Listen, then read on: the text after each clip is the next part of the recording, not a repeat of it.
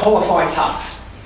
Okay, we want to automate some of this, and this is the first thing you can think about in cutting out the endless amounts of resumes and applications that you're looking through. We want to automate with an application process and guard your time. So we talk about the 80-20 rule. If you're one of the most valuable people in the organisation, you're the leader or the senior manager or project manager, and you're involved in the qualification process, the only people you should be sitting down in front of and chatting to about the opportunity to work in your business are the people who've taken time and effort to go through this application process. Now I want to give you a couple of really simple examples. So you point people to your webpage.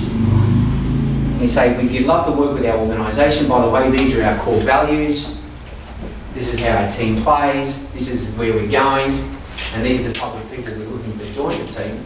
Please email this address, or may even have an online application form, but it could be very simple, and answer the following 5 questions.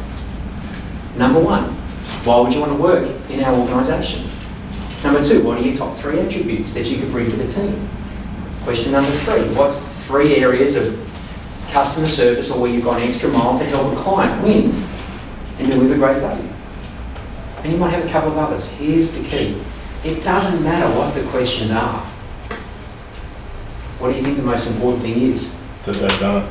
That they've actually read what you wanted them to do and answered the questions.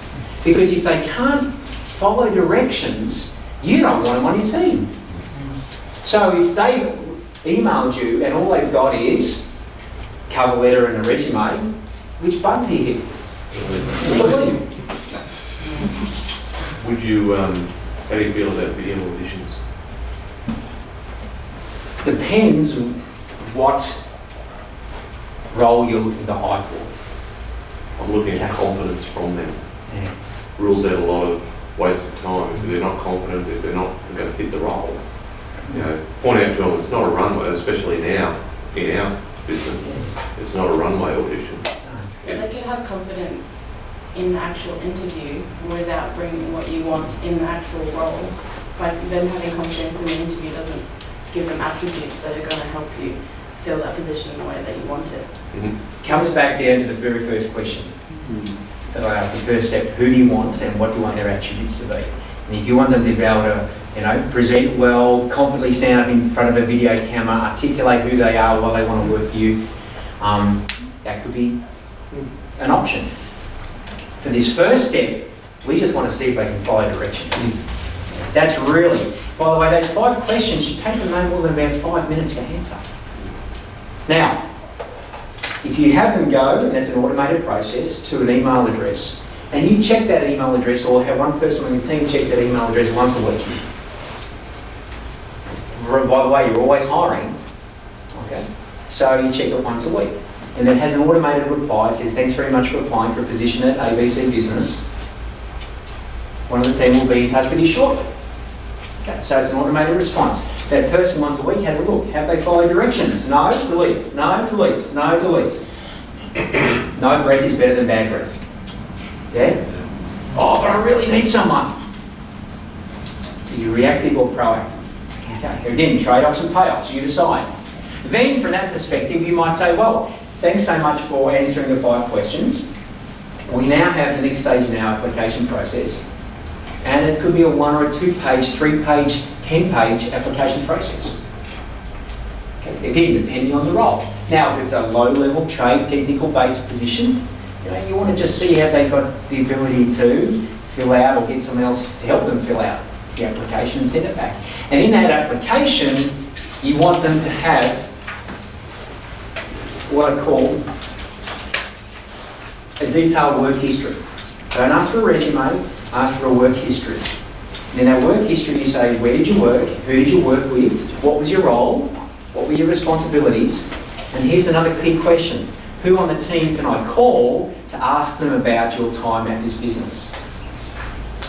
And you want that for maybe the last 3, 4, 5 businesses they work with. Yeah? So get them to fill it out. And it's a detailed work history rather than sending a resume. By the way, what are we testing all the way through this? Are we testing skills or are we testing attitude? Attitude. Okay, so they've got, it's a 3-page application. Can you believe that? Yeah. Oh, bugger filling this out. Fantastic. They work out to be a good fit for your team anyway. Okay, that's a lot easier than jumping on the tools and working 8 hours under a summer day in a trade-based business, or some of the work that you're going to be doing. And it's a test of determination. You know, are they enthusiastic? Do they really want it? Okay. Check references and social media first. When do we usually check references, if at all? Last. Let's go through all this whole interview process, and then I'll check their references. You read the references and you get 3 dumb references, and you're going, I've just wasted hours interviewing this person. Maybe I could check it first. Check their social media profile. Okay, jump on their Facebook page, Instagram. See what stuff they're posting at the weekends, after hours. Sometimes who they prove to be can be totally different to who they really are. Okay? Here's a photo of them half naked in a G-string running around some backyard with a, you know, woo, this is what I do every weekend. You're wanting them to be, you know, on the ball Monday morning. It also allows you to see when they're posting. So for us, trade-based, often they have a phone on site, they're posting at 10 o'clock in the middle of the day, every day or something like that. You sort of wonder what they're up to. Absolutely. Yeah. Now, this is the other part. Never believe their skills and abilities. Okay, do they have the skills and abilities that they say they've got? So if you're wanting someone with some technical skills, well then take them through a technical application. Okay, bring them out on site. Okay, I was speaking to a builder yesterday who had hired a guy who'd been in the mines for 4 years, but had a full trade qualification, but he's been sit behind a steering wheel. He didn't last 8 hours on a job. Okay, he's got soft. Right, yeah, sweat. Yeah. Landscaping industry, maintenance, okay? Bring them on site, work them for half a day, see how they go. Can they do what they say they can?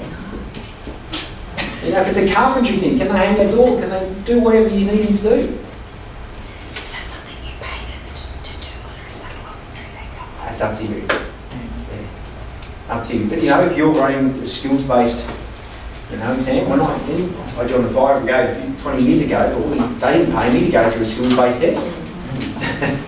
There's an opportunity. Now they've got like 10,000 people applying to join the fire brigade for like 50 positions. They don't say we're going to pay you to do our skills-based test. Okay.